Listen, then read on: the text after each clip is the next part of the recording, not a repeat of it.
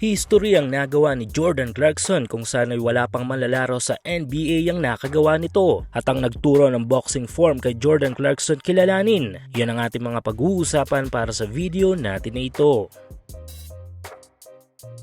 Maliban sa mga achievements ng ating national team at mga plano sa hinaharap para sa 4-year program ni Coach Tincone, ay mainit din na usapin nito lamang ay naturalized player o import na dapat magamit ng gilas para nga yan sa 2027 FIBA World Cup o di naman kaya sa 2028 Olympics kung mabibigyan tayo ng opportunity. Ngunit tila na isarado na nga ng pinto ni Coach Tim para sa ating NBA film kababayan na si Jordan Clarkson dahil mas priority ng coaching staff ni Coach Tim si Justin Brownlee o si Benny Boatwright over Jordan Clarkson. Well, reasonable naman ang dahilan ni Coach Tim dahil nga sa pahirapan ng clearance nito sa NBA at sa mother team nito na Utah Jazz, plus pa yung short time of practice para sa ating national team. Kaya kahit willing pa rin si JC na irepresenta ang ating national team sa mga FIBA games ay mukhang negatibo na itong makakuha ng gilas. Pero ganun pa man ay patuloy pa rin ang pagre-representa ni JC sa ating mga Pinoy sa pinakamalaking liga ng basketball sa mundo na NBA. Yes, kung medyo malabo na ang inaharap para sa gilas ay mukhang lumiliwanag naman ito sa NBA.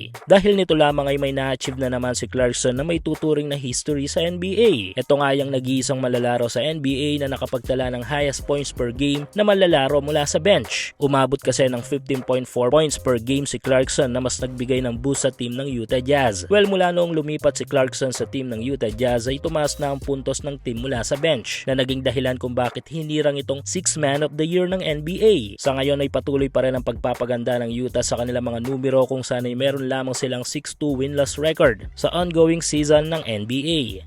Samantala, balitang Jordan Clarkson pa rin. Trending ngayon online si JC aside sa kanyang milestone na na-achieve as a player ay usap-usapan din ang nasangkutang gulo nito sa game kontra sa rookie ng Pistons na si Ron Holland. 1 minute and 45 seconds ng third period nang mangyari ang gulo sa pagitan ni JC at Ron na umabot sa tila suntukan sa loob ng court. Dahil dito ay maraming nakanotice sa papagandang boxing form ni Clarkson every year, every time na mumuntikan itong mapaaway.